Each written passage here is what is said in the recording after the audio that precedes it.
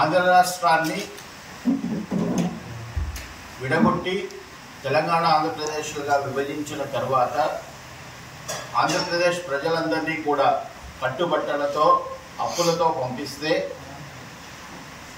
ఆంధ్రప్రదేశ్కు ఒక రాజధాని కావాలి, ప్రపంచవ్యాప్తంగా ఎక్కడ చూసినా ఎక్కువ ఆదాయం రాజధానుల నుంచే వస్తూ ఉంది కాబట్టి ఒక అద్భుతమైనటువంటి రాజధాని కట్టాలా అని ఆ రోజు ప్రభుత్వంలో ఉన్నటువంటి ముఖ్యమంత్రి చంద్రబాబు నాయుడు గారు నిర్ణయం తీసుకొని డబ్బులు లేకపోయినా కానీ ప్రపంచంలో ఎక్కడా సాధ్యం కానటువంటి ఒక గొప్ప కార్యాన్ని సాధించారు. స్వచ్ఛందంగా రైతులే ముందుకొచ్చి ప్రభుత్వం నుంచి ఒక రూపాయి కూడా ఆశించకుండా రాజధాని కోసం 34,000 ఎకరాలు ఇవ్వడం జరిగింది.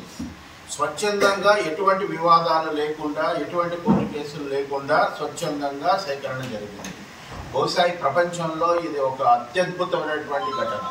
అంటే రాజధాని నిర్మాణము స్వశక్తితో జరుగుతుంది. ఎక్కడ కూడా ప్రభుత్వ ధనము ఇంకోటి ప్రజల ధనం ఖర్చు పెట్టకుండా కేవలం రైతుల త్యాగాల వల్ల, రైతులు ఇచ్చినటువంటి భూముల వల్ల అద్భుతమైన రాజధాని కట్టి ఆంధ్రప్రదేశ్ రాష్ట్రాన్ని అభివృద్ధి వైపు నడిపించి సంపద సృష్టించి పేదలకు సంక్షేమం చేయాలన్నటువంటి ఏకైక లక్ష్యంతో చంద్రబాబు నాయుడు గారు ఆ రోజు అమరావతి నగరాన్ని రూపుదిద్ది ఆల్మోస్ట్ అక్కడ రోడ్ల నిర్మాణం కానీ, తర్వాత భవనాల నిర్మాణము, ఉన్నటువంటి వాళ్ళ అధికారులకు వసతుల భవనము, జడ్జీలకు వసతుల భవనాలన్నీ కూడా నిర్ణయం చేసిన తర్వాత అది గ్రాఫిక్స్ అని చెప్పి కళ్ళగిల్లిపి మాటలతో అబద్ధ ప్రచారాలు చేసి ప్రశాంత్ కిషోర్ లాంటి స్ట్రాటజిస్టులతో 2019 ఎన్నికల్లో మసిపూసి మారేడుకాయ చేసి అధికారంలోకి వచ్చిన తర్వాత ముఖ్యమంత్రి జగన్మోహన్ రెడ్డి దాన్ని కొనసాగించకుండా